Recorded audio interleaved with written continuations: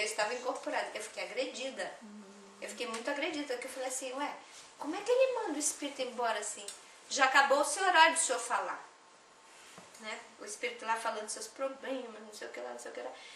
Aí eu fiquei assim, aí o espírito olhou para ele assim, o senhor tá me mandando embora, é? Eu não sei se era o espírito, se era eu, né? Porque naquela época, era 24 anos atrás. Tá mandando, fala, tô, porque os espíritos de luz já foram, agora o senhor vai também. E o espírito foi embora. Mas eu, Gorete, fiquei muito chateada, porque ninguém tinha me explicado essa coisa de acabou e... Aí eu falei assim, mas por que o senhor mandou o pobre do homem embora? Que falta de caridade. Ah, minha filha, é disciplina. Mas não tem que ter um manejo com as palavras? Depende. Por exemplo, nessa situação. Não, ele não falou assim como eu falei, tão tá. brava. Não, ele convidou gentilmente, o senhor pode ir embora agora, porque nossa reunião já terminou o tempo. Mas eu, Gorete, que fiquei pensando, que falta de caridade. É o exercício mediúnico, né? Que falta de caridade. Como é que ele pode mandar o espírito necessitado embora? Se ele está precisando de ajuda. Não está precisando de ajuda não, estava ali para atrapalhar. Para a gente aprender alguma coisa. E os espíritos de luz permitem exatamente para a gente aprender. Se eu ficasse humilhada, o que eu ia fazer? Não ia voltar mais lá na reunião. Mas eu não fiquei humilhada. Eu aprendi que realmente a senhora tem razão. Se os espíritos de luz não estão aqui, mas o que esse senhor tem que estar aqui falando alguma coisa? E a gente ali naquela hora, a gente não sabe se o quanto de animismo que tinha.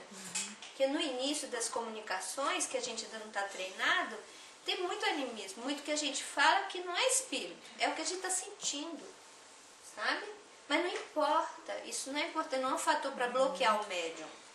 É que você está limpando seus canais. Não? Então tem muita coisa dentro de nós guardada nos nossos arquivos mortos que tem que ser tirada, né? Então muitas comunicações são normais serem anímicas, serem do nosso próprio psique. Mas não vou ficar conjeturando isso durante a incorporação, de jeito nenhum. Não é importante. Tá? Vamos falar de dois elementos primordiais para que a reunião funcione e dê certo. O dirigente e o doutrinador. Ser médio é uma beleza. É fácil. Porque você dá passividade e deixa o espírito trabalhar. Agora, ser dirigente, doutrinador, aí a coisa é outra. É muito trabalho. Exige muito treinamento da pessoa. Uma postura moral, assim, uma conduta tão dura, tão vigiada, ou mais do que o médium, o próprio médium. Porque ele que vai enfrentar o espírito, ele que vai conversar com o espírito, ele que vai tentar convencer o espírito a mudar de ideia, né? O irmão, que é espírito agente, né? Então, o papel primordial para ser um bom dirigente são qualidades que são exigidas, são conhecimento doutrinário e qualidades morais profundas, porque o espírito ele desafia. Ele não vai aceitar blá blá blá, palavras, não. A pessoa tem uma vibração, então para ela ser uma pessoa que convence, ela tem que viver aquilo que ela prega. Senão ele não vai colar nada. E ele ri na cara. Ele diz, quem é você para me falar isso? Quem é você para... Está pensando que eu não vejo o que você faz? Né? Então, ninguém exerce ascendente sobre os espíritos inferiores, senão pela superioridade moral. Os espíritos perversos sentem que os homens de bem os dominam. Contra quem só lhes opõe a energia da vontade, espécie de força bruta, eles lutam e muitas vezes são os mais fortes. Né?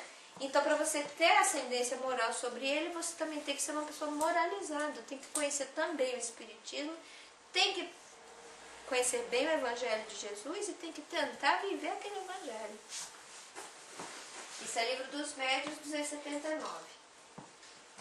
Depois nós temos, além dos médios, o dirigente e o doutrinador. Pode ser em grupos pequenos, às vezes o dirigente é o doutrinador, porque ainda não formou outros. Mas todas aquelas pessoas que não apresentam mediunidade, elas têm que estar ligadas e prestar bem atenção como que o doutrinador trabalha, ver se vai aprendendo para vir a ser um bom doutrinador, assumir outros papéis diante do grupo. Porque é muito, olha, o papel mais difícil da gente conseguir é doutrinador. Médio tem em cada esquina, agora doutrinador e dirigente, esses são os grandes desafios para a gente ter um bom trabalho e conseguir ter vários, né? Um substitui o outro no caso de necessidade. Qualidades necessárias dos assistentes ou sustentadores. Quem são essas pessoas? Aquelas que se perguntam: o que eu estou fazendo aqui? Eu não estou conversando com os espíritos, eu não estou incorporando, eu estou aqui só fazendo o quê? Não sabem a importância. São verdadeiras pilhas de energia, doadores de energia, de prece, de amor, de compaixão. Aquela energia, o bom assistente, que quando incorpora um espírito que está querendo se vingar, por exemplo, e ele está ali pedindo com muito amor que ele mude o proceder dele, que ele mude a vontade dele de se vingar para ele se sentir mais feliz, aquela luz vai saindo do peito da pessoa, vai se expandindo aquela energia retirada dos espíritos. Os espíritos retiram aquela energia e ajudam a recomposição dos espíritos presentes, né? Às vezes doam um ectoplasma e nem estão sabendo, não estão vendo. Um ectoplasma às vezes visível, é sutil, sai pelos poros, né? Não está sabendo, mas está doando. Uma reunião, quando a gente sofre às vezes pela falta de assistente no nosso grupo, a reunião fica fraca, sabe? A gente está com um problema grave na quinta-feira. Falta dessa assistência. Porque tem que ser retirado tudo dos médios e dos doutrinadores pela falta dos assistentes. Né? Então, o assistente ele é de extrema importância numa reunião. É importante que ele não interfira na doutrinação, porque todo mundo pensa que consegue fazer melhor do que o outro, né? Então, ele está lá com o doutrinador conversando e o assistente, ele devia falar era aquilo, ele devia falar... Aí, o que acontece? Pensamento é o quê? Se materializa. Então, a pessoa que está ali tentando conversar, de repente começa a ficar zonza, não consegue mais concatenar as ideias, não consegue mais conversar com o espírito, pela influência do psiquismo dos outros presentes. Então, o assistente ele tem que tentar orar sem interferir no que o doutrinador está falando. Às vezes está falando, achava que o doutrinador devia estar falando outra coisa para o espírito, né? Não façam isso. Se prepare para quando chegar a sua oportunidade de se tornar um doutrinador, você poder fazer aquilo que você acha que deveria ser melhor do que o outro. Mas só estando na pele dele para saber. Porque não é fácil. Outra coisa, Gorete, as reuniões mediúnicas, elas são fechadas também. São. Justamente também para não ter esse tipo também de interferência.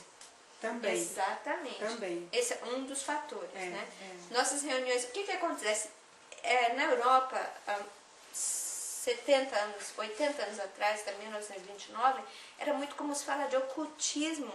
E tem uma mescla entre eles acharem o que é ocultismo e espiritismo. Parecia uma coisa fechada, porque a gente não mostrava as coisas em aberto.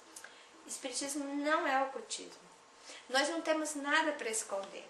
Mas para se participar de uma reunião mediúnica, nós temos as nossas exigências. Porque para nós é algo muito sério.